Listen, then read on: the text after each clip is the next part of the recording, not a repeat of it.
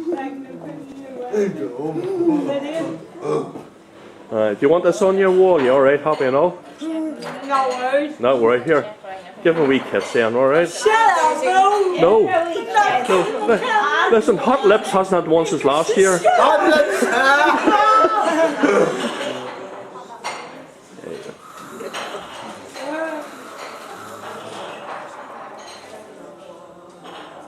I'll do you some sit here. You don't want that on your wall, Clifford, you don't? Not really. Not really.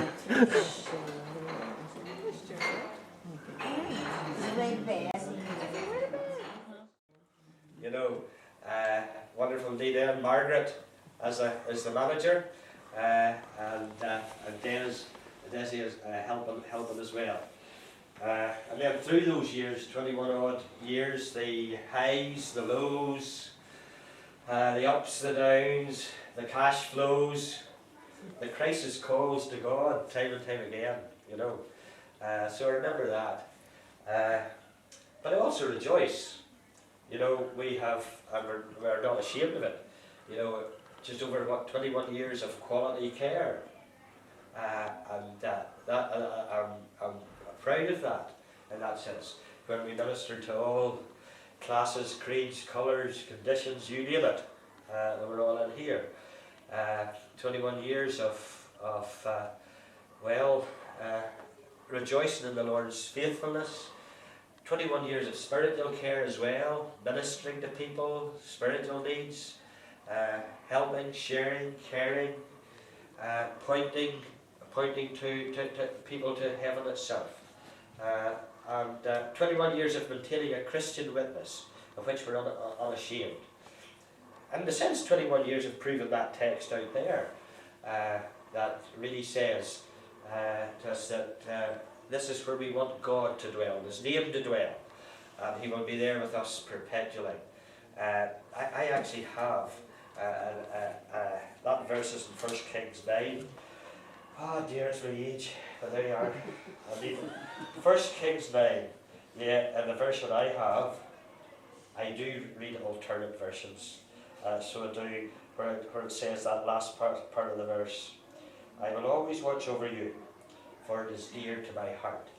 And we believe that the home here has been dear to the Lord's heart, and it's been dear to many DCF folk. This place is special to DCF folk. So we rejoice in all those things. But I'm being a good Presbyterian minister here. Oh, sorry, I'm Presbyterian, not miserable. I remember, I rejoice, but we realise that Lawnfield couldn't go on the way it did. We realised that Lawnfield couldn't continue. DCF had to move on for a number of reasons. DCF had to let go and must let go. And we realised that. And we realised with the old, we had to get on to the bit with the old doxology. We praise Him for all that's past and trust Him for all that's to come. And that realisation came, last autumn, really. So it did, in a fairly forceful way. But the realisation is this: the work's not closing; it's continuing. It's not finished. There's another chapter opening up. What we're doing today is handing on the baton. That's what we're doing. We're handing on the baton. We're saying to PCI, here's what we're giving you. Retain it, fly the flag, serve the master, love the folk, carry on the work. And that's the realisation that we came to at that time. And we're thankful for that. I asked myself the question, was it worth it all those 30 odd years coming to Newcastle? Not as quick as we did this morning, alright, Billy. Don't worry. Sometimes faster. Oh, sorry. There you are. Was it worth it? Of course it was. Of course it was. You know, last Sunday evening when we go in church, we finished with that hymn. You know, the sands of time are sinking. Great hymn. Really a biography of Samuel Rutherford, the Covenanter. Wonderful hymn. No hymn book has the 19 verses in it. It's a pity, you know, because there are a lot of good verses left out. And every time I sing that hymn, and ask, the question, was it worth it, comes into the part of one verse. He ministered in Anmouth, not far from Dumfries, during Covenant and Kiln times. And he says, if one soul from Anmouth meet me at God's right hand, my heaven will be two heavens in Emmanuel's land. And that's why it's worth it, that we have been able to point folk to heaven. And that's what this is all about. Thank God we'll be able to minister and carry out the biblical mandate to care for mankind, both body and soul. So that's what we're doing. We're handing over that to PCI at this time. I wrote down one or two. I thought I'd better thank a few people. Go away. Stop laughing, Lindsay. I'm not used to this. You are. So word of thanks. No order. Right, we'll start off with Lindsay Conway, the big man, big Lindsay. Alright? Lindsay is the perceptive giant. Don't you be fooled. If you think he's not listening, that is rubbish. If you think he's not listening.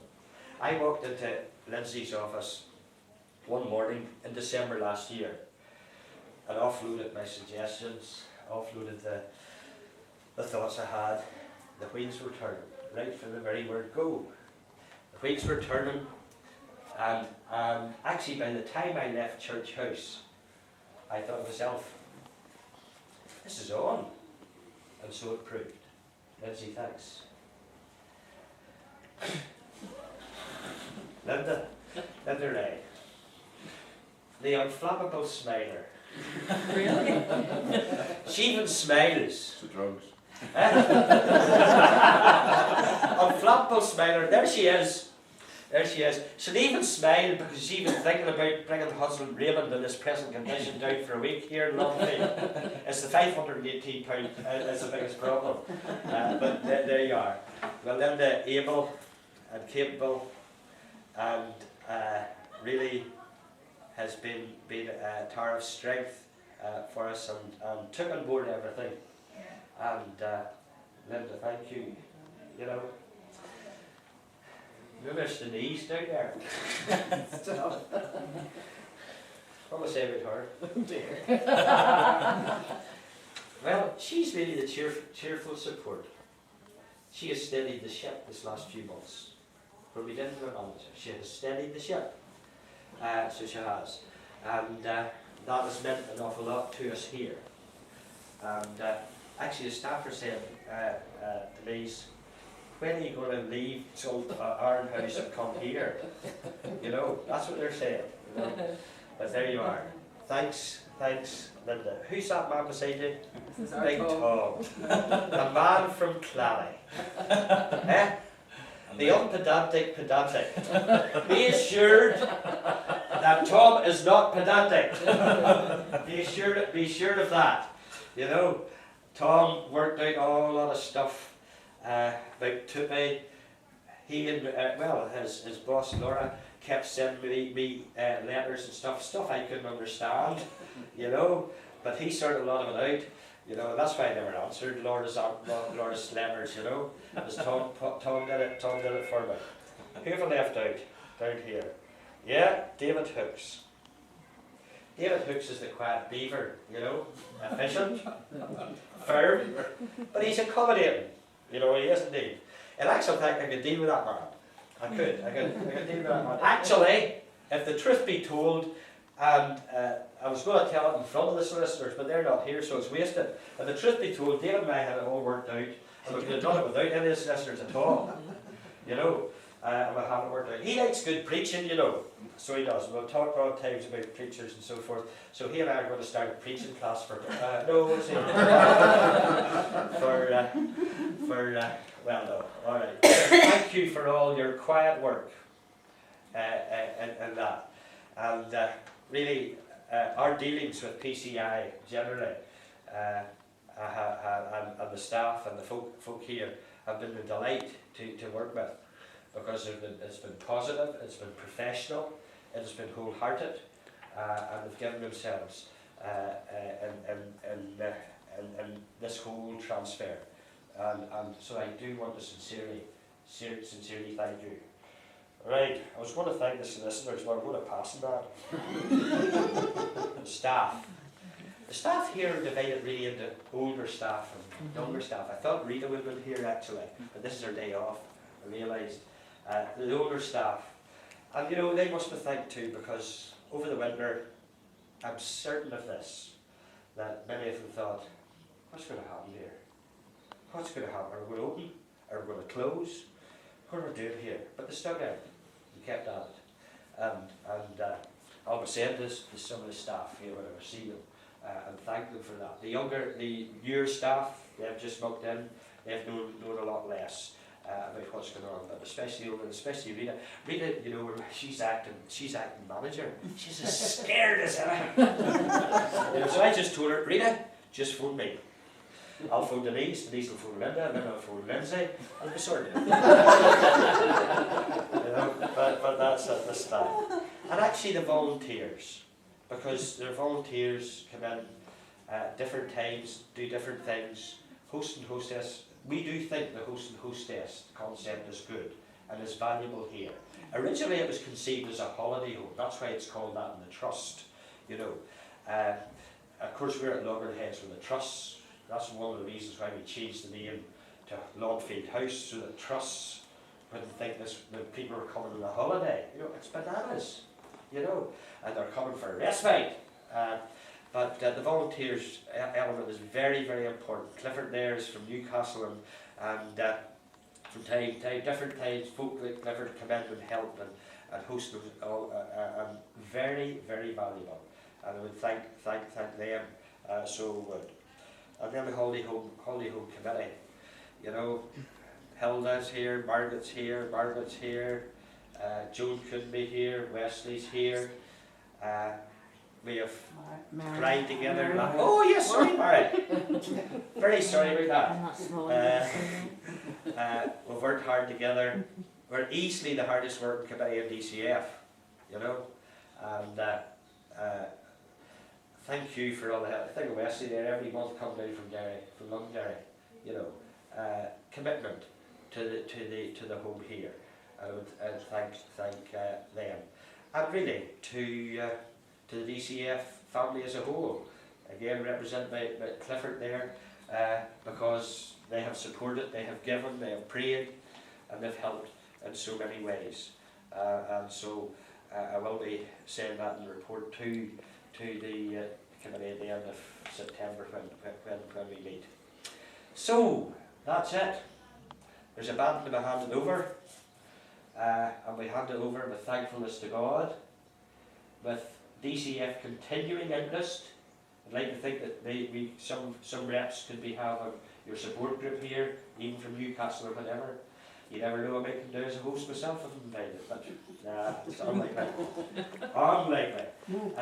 So thankfulness to God and continuing interest and prayerful good wishes for the future. Lindsay, thank you on behalf of DCF.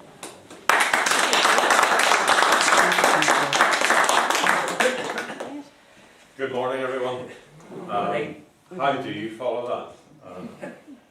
David, the first thing I think we have to thank DCF, and particularly you for, is the huge compliment that you paid us by asking us. We are called of God to provide the services that we do, and similar with our in-house, that this fancy term succession management and transition management and all of that really doesn't apply, because when I look around this room, you and I go back 100 years. Yeah. Bill Keown and I go back 200 years. So our paths have crossed, and they've crossed for a reason. That we just are. My wife Norma's a quilter, and last week we visited another quilting shop in Donegal. I'm going to do the world's guide to quilting shops. But we're all just little pieces, aren't we? We're just all little pieces. I mean, Glenada, YMTS, YMCA, YWCA, when we embarked on that, with Rathmorn House down the Esplanade. Then there's River House. All of that rich tapestry, mixing my metaphors between quilting and tapestry, but that's what it's about. That we embarked on this so long ago, and yet here all those pieces are joined together. Green Hill. Green Hill. Green Hill. We could tell stories about Green Hill and chalets and all sorts of things. You see, I often describe the book of James as that anthem to social witness. And Eugene Peterson and the BSW people are tired hearing it, but it just sums it up. Peterson in the Message talks